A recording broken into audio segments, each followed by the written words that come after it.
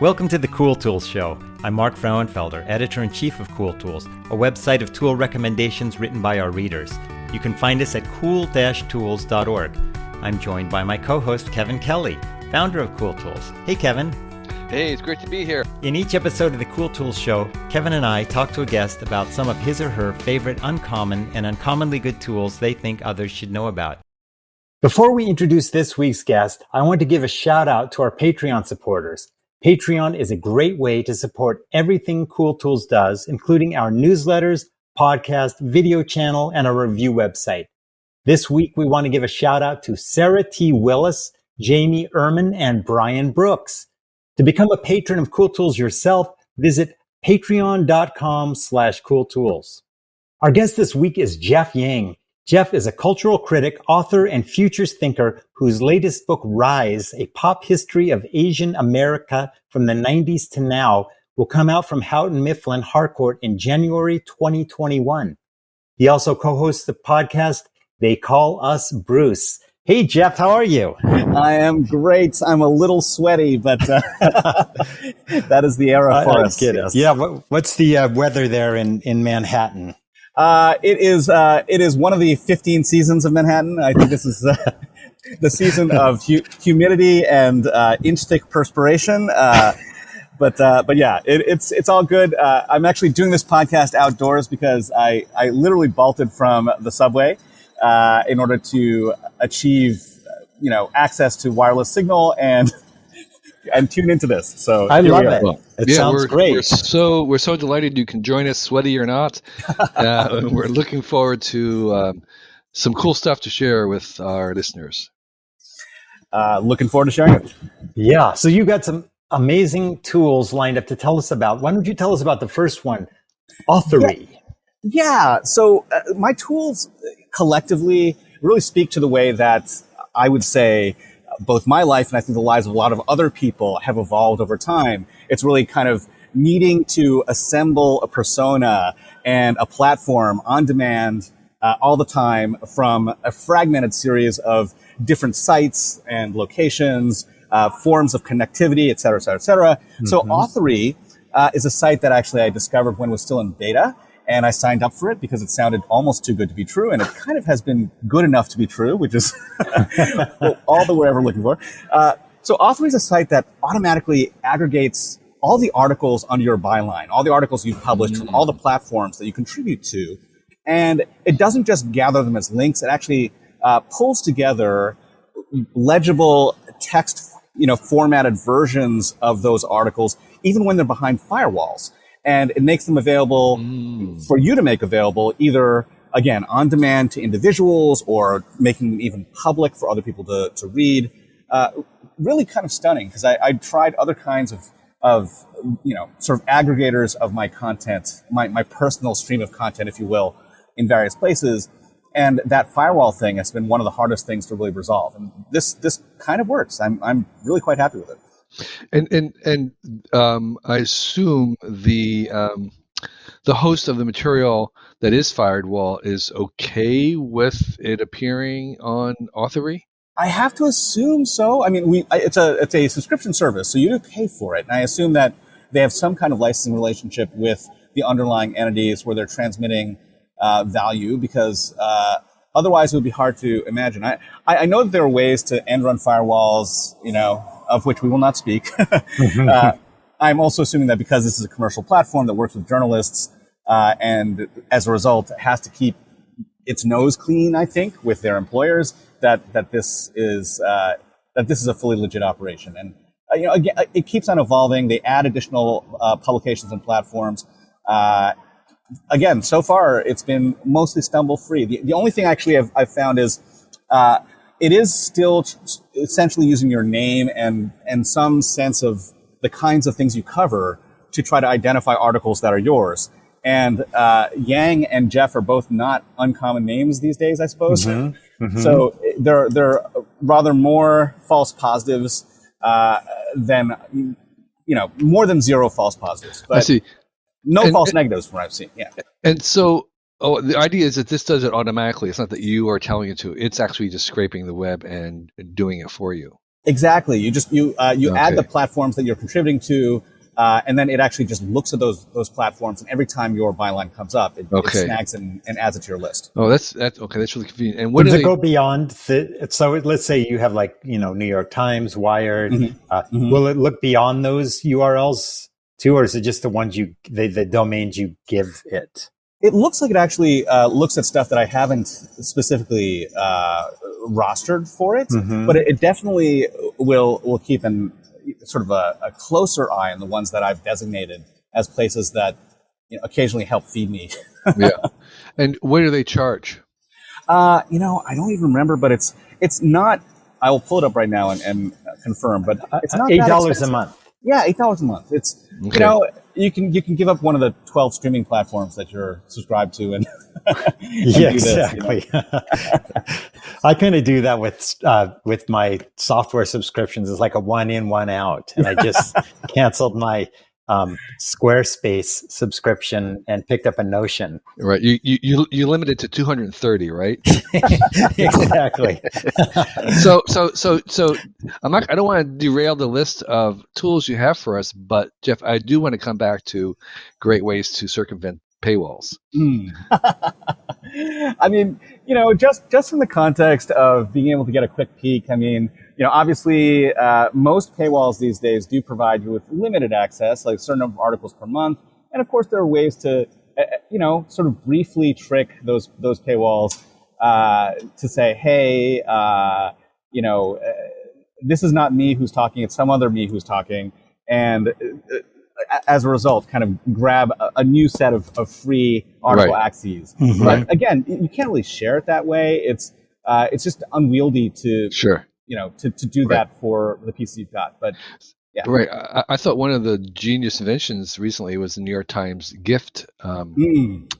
I don't know if you know about that, but if you are a subscriber to the New York Times, you are allowed to gift 10 articles a month, and that gift does not count on the recipient's tally that they would normally have for the free amount.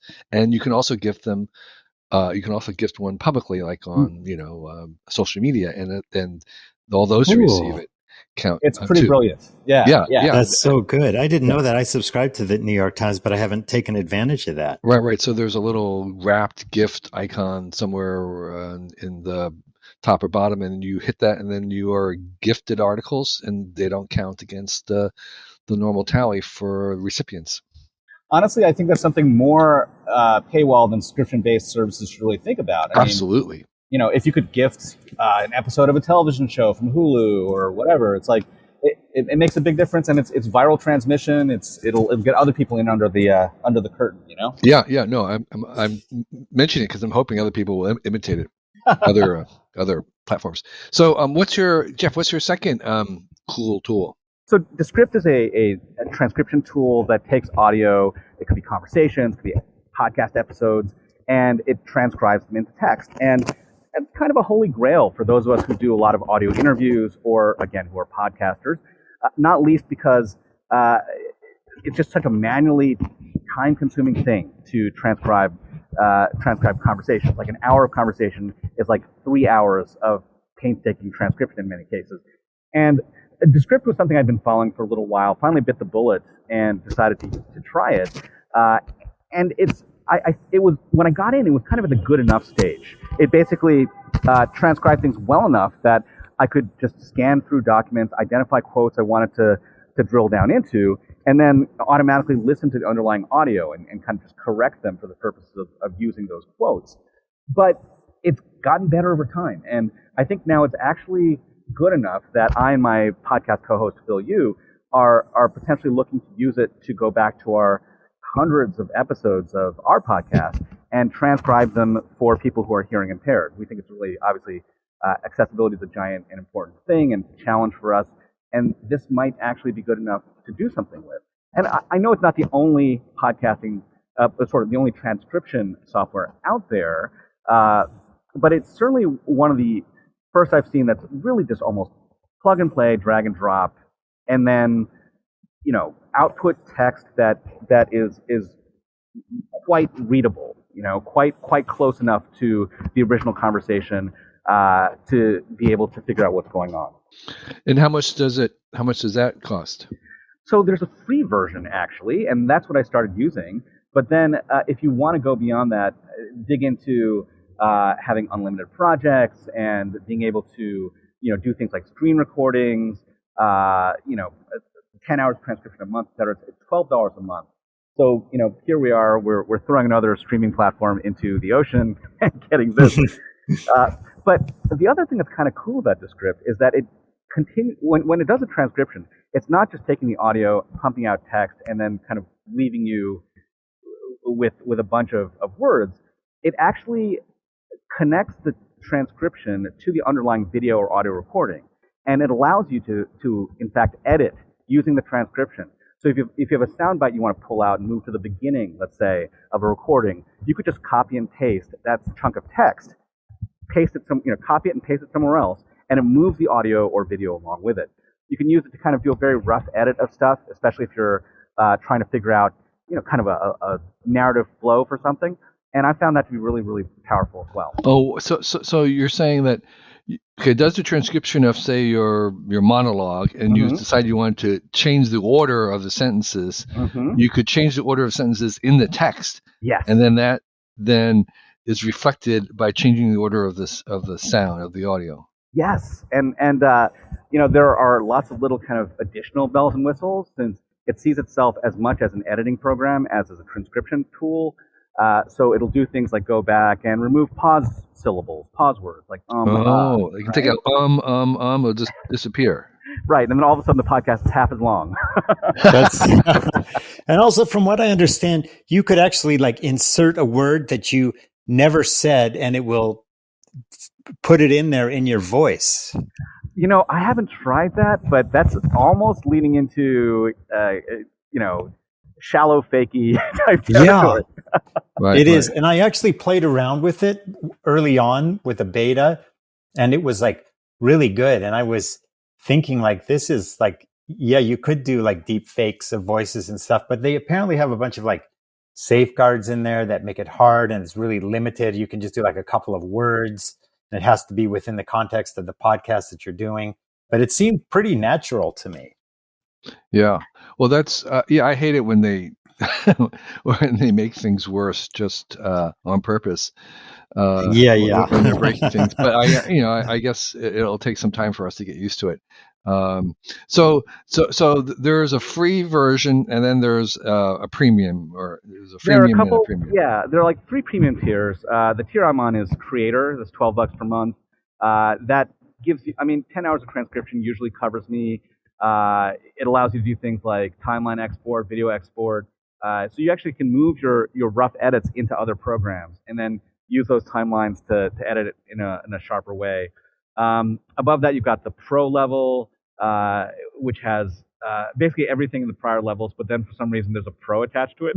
So it's filler words Pro, audiograms Pro, publish Pro. Of course.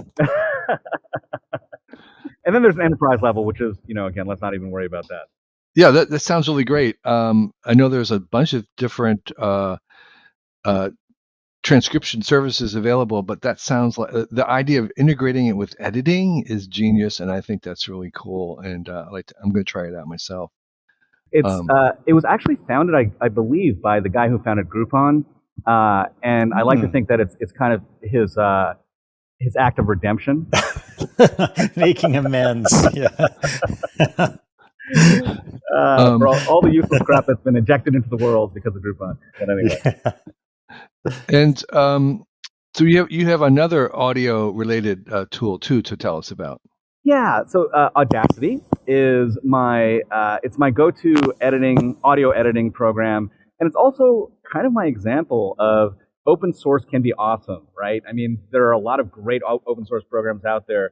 A lot of them require a little bit more lift in terms of learning curve and interface, and it's not like Audacity is perfect, but I picked it up and was using it in fairly complex fashion. With a bunch of the plugins they have, a bunch of the audio cleanup and manipulation effects that they have built in. it's actually, to me, more convenient and more intuitive in a lot of ways than GarageBand or other tools that I know that friends of mine use. Yeah, I've been using Audacity for my editing tools. It's a I would say a venerable one, been around a while, and I think for open source, it's really great. Yeah, I agree. I mean, the only thing I can compare that says, well, there's probably a few, so it's unfair, but I've started using Blender, that 3D animation and modeling For program. audio? No, just for animation. I mean, just comparing like great open source platforms. Yeah. It's amazing. And it compares, I think, with the way that Audacity is such a useful, full-featured tool that allows you to add things onto it. The only thing, does it still force you to like download the MP3 plugin from the Fraunhofer Institute or something like that? Because they're afraid of like some kind of... At least the last, when I first installed it, I had to do that. And I felt like, that almost felt like the jagged edge of where we sit in terms of the expanding crisis of intellectual property, right? Yeah. But the very fact that you can actually get the tool, but bundling the tool is the thing that actually is the limitation. Just makes my brain explode a little bit. Yeah. It's true. Well, cool. So yeah. So do you actually edit your own podcast? Yeah, I will say that I do. Well, I do it much less than Phil Yu, my podcast co-host. But when I do it, I do it on Audacity, and you can kind of tell that we self-edit. We don't have like a dedicated professional doing it because ours is probably a little raw in feel and sound than many podcasts. Also partially because we're often recording like this, right? Sitting in McDonald's or outdoor atria, or when our kids are screaming in the background and stuff like that. But we've tried to make that actually part of the sonic ambiance. Yeah. Do you have like one basic like trick for how you use it? Like, do you apply compression to it or leveling, or is there anything that's like, is it like a kind of cure-all for your recordings? I will say that definitely compressor is an important thing, just because levels can sometimes be all over the place, especially when you're recording remotely, right? You'll see that. I mean, on a platform like this where we're all kind of capturing local audio, the levels are going to be very, very different, and there actually is a pretty good noise reduction effect in Audacity. It's always dangerous because when you overdo it, it's sort of like hitting an image with too much saturation tool and stuff like that. Yeah. Too many Instagram filters, whatever. Yeah. But it's not bad for just kind of capturing a little sample and then removing, say, a persistent, low hum or a baseline buzz or something, if you need to. Yeah, like a 60 hertz. Oh yeah. Yeah. That's 60 hertz. Yes. Yes, exactly. I'll get you every time. Okay, so moving out of the world of software, we've got one that is your final pick, and it sounds pretty cool. Tell us about it. So, especially in this time of quarantine, right? Gyms are all closed. Lots of public places were shut down. The one thing that was kind of a saving grace is, even living in Los Angeles, where in general, moving any kind of transportation that doesn't involve at least four wheels is verboten, right? Bicycling came back into my life, and I'd always biked when I lived in New York. I biked for sport, but I didn't really bike for transportation in Los Angeles. It was just much less efficient. And with fewer cars on the road and, more need to do things like, a run to the market, etc. I pulled, my Brompton M3L bike out of, not quite storage. I mean, I again would take it down to the beach and bike every so often, but it became like my real go-to in terms of just point-to-point transport. And for those guys who are not familiar with the Brompton, it's a folding bike. And it's a folding bike with, I think, the cleverest and certainly the most compact fold of any bike that actually rides like a bike. It basically collapses almost like in Z formation or something. It bends in the middle, and then the back wheel flips under, and the front wheel kind of clips to the back wheel. So you end up with a package once you've put the handlebars down on top of the front wheel that is almost the size of a wheel. It's wow. Yeah, and those wheels are small wheels too. Slightly small, but they're a little bit, basically about the size of like a little smaller than like a BMX bike. But the way the chain works, it gives you enough leverage that it really does feel quite a bit like biking a regular bike. And I've had a lot of folding bikes over time, and a number of Bromptons. I've had 3 Bromptons, probably a dozen other folding bikes of various types. The Brompton has never been surpassed in terms of just sheer convenience and mobility on demand. I'm a kind of a nerd when it comes to last mile type stuff. I did a South by Southwest panel on it, and to me, the whole notion of a backpack bike, or something which allows you to get onto public transportation, get off, and then do your mile and a half or whatever to your final destination, has always seemed to me for able-bodied people like the Holy Grail. And yeah. The Bromptons, again, I've never seen anything come quite as close to the Brompton for that purpose. And the Brompton makes a bunch of different models. I mean, first of all, it's another venerable item, been around many, many years, and they make a bunch of different models. Do you have a particular model that you recommend? Well, the one I have is an M3L. So it's like M3L? Yeah. It's a 3-speed. It's got the kind of traditional Y-shaped handlebars, so you're kind of riding fairly erect, right? And it's a really nice, sort of street bike for urban transport. I wouldn't do triathlons with it or anything like that. I wouldn't do triathlons. Right. But for the purposes I need it, like riding from Bora Bora in New York City, for instance, or getting down to the beach from where I live on the west side in Los Angeles, it has been kind of perfect. So I know they make 2-gear versions or 6-gear versions, and you said 3. Is that because you think it's sufficient, or is there a cost difference, or what? Why 3 gears versus say 2 or 6? I think for me this was just a matter of I bought it used, and I've actually bought all of my Bromptons used. Every time, in fact, I've seen a used one pop up in my various like Craigslist / other kinds of used good feeds, I will actually price it, and if it's worth it, I will just buy that sucker, because these things are expensive. They are imported, and just finding one in good condition, they last a long time, but finding one in good condition and getting it for a reasonable price is kind of a godsend. And it just happened to be that this was the one that most recently was available. But look, I love 10-speed, 8-speed, other kinds of, more gradation if you're somewhere hilly especially, but most of the cycling I've done has been on fairly, reasonable grades, and my life tends to sort of fall neatly into, 3-way SML type, small, medium, large type things, or good, better, best type things. So 3-speed is good enough for me. So Brompton seems to be sold out of most of their stock, and it seems as if the cheapest new is in $1,000 and maybe between $1,000 and $2,000 for the basic versions. So that's if you're buying new.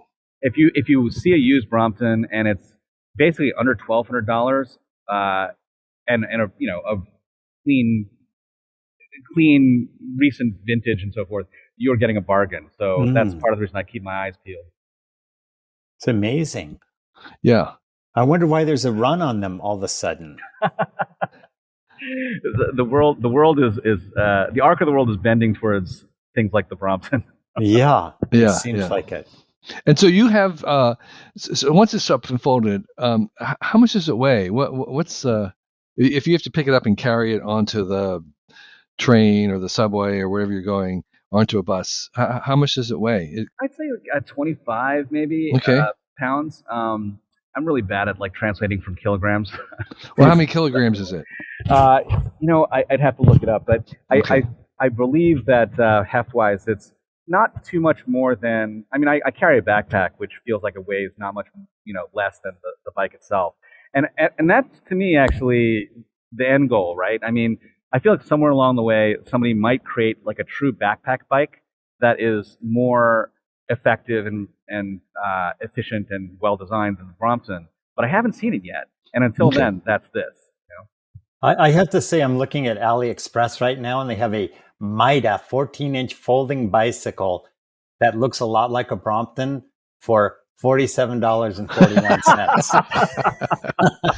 I think you should buy it, Mark, just as the cheapest folding bike on Alibaba. I am buying it. And then we can write a review. Yeah.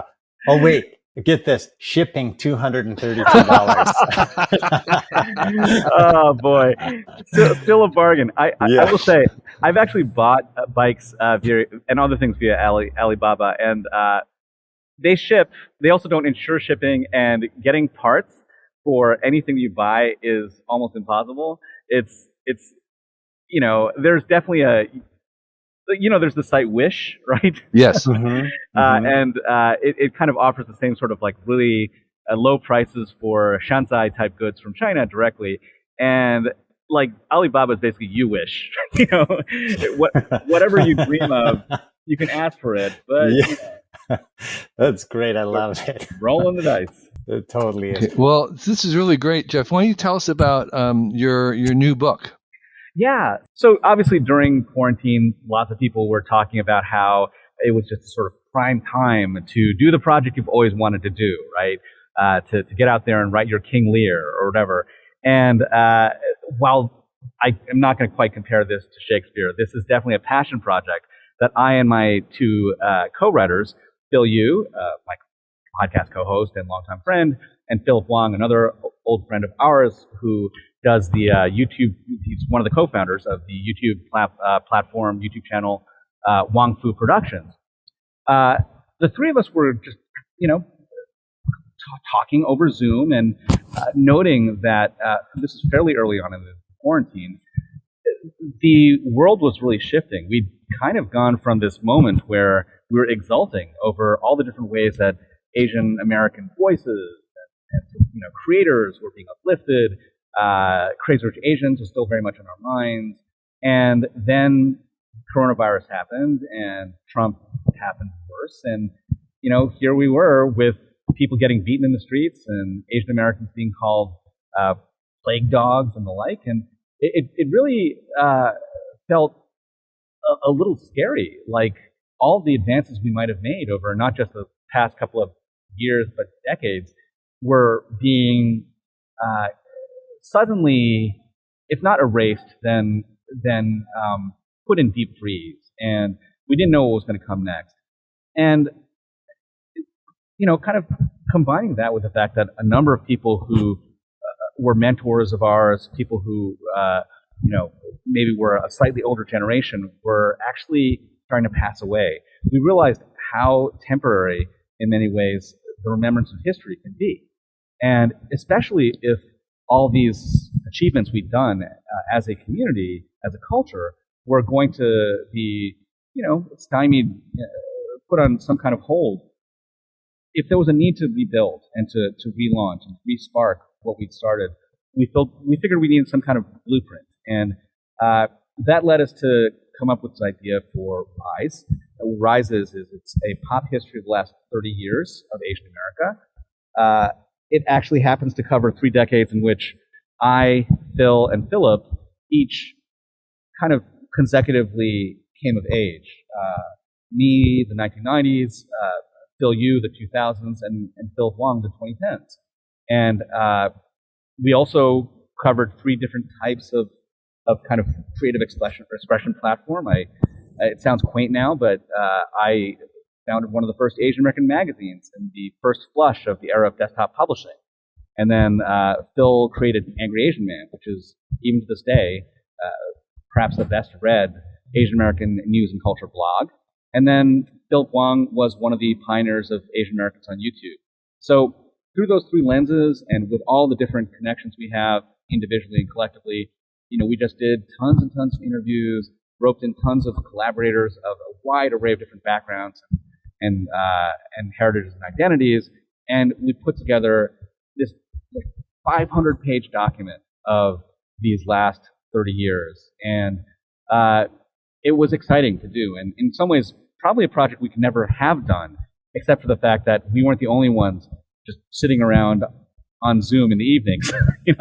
We actually found it remarkably easier to connect with a bunch of people who were probably too busy otherwise, simply because all of us were being stuck at home.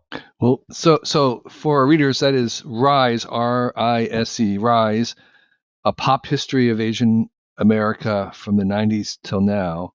And that'll be coming out in January of next year. Is that right? Yep. And we'll have links to that if that's on Amazon pre-sale, which I assume it was. So we really, really, really appreciate, Jeff, your suggestions, which are really cool.